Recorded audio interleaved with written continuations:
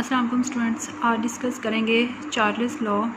1787 में साइंटिस्ट था जे चार्ल्स, उसने प्रेजेंट किया और इसने भी स्टडी किया relationship between volume temperature of a gas at a constant pressure जो है वो कांस्टेंट होना चाहिए।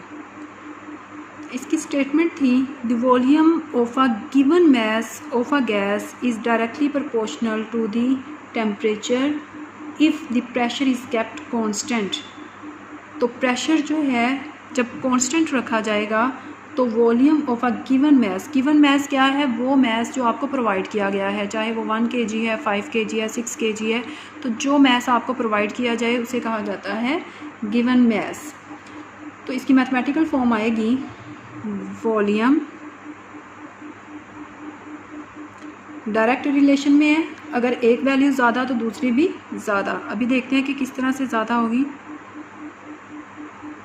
टेम्परेचर, इसको सॉल्व करें। V डायरेक्ट रिलेशन है टेम्परेचर के साथ और इसको हम प्रोपोर्शनैलिटी के साइन को ख़त्म करेंगे तो V इज़ इक्वल टू के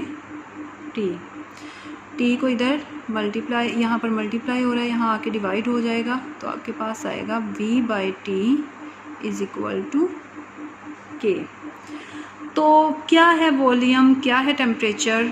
आपको पता है कि कोई भी गैस का सिलेंडर है उसमें गैस के मॉलिक्यूल्स हैं और इसके अंदर इंटरमोलिकुलर स्पेसेस हैं और गैस के मॉलिक्यूल्स जो हैं वो रैंडम मोशन में होते हैं, वो हर वक्त मूव कर रहे हैं, हर तरफ मूव कर रहे हैं, वो इसकी वॉल्स के साथ कोलाइड कर रहे हैं, इनमें कोलिजन बहुत ज़्यादा हो रहा है, तो रैंडम मोशन में है। अब यहाँ पर जैसे ही टेम्परेचर अप्लाई किया जाए, टेम्परेचर अप्लाई करने पर क्या होगा कि इनकी काइनेटिक एनर्जी बढ़ जाएगी, इनकी मोशन जो है वो जो इनकी हरकत है, मूवमेंट है, वो इंक्रीज़ करेगी। तो टेम्परेचर जब इंक्रीज़ करेगा तो उसकी वजह से वॉल्यूम भी इसका क्या करेगा?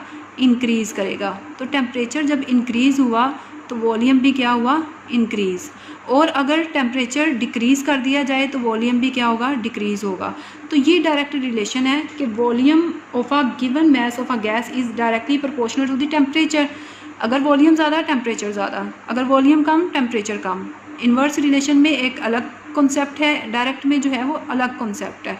अब यहाँ पर आपके पास K is a proportionality constant if temperature of a gas is increase. अगर टेम्परेचर इंक्रीज़ करेगा then gas is increase its volume also when temperature is changed. अब यहाँ पर चेंज टेम्परेचर क्या है? T1 से क्या हो जाए?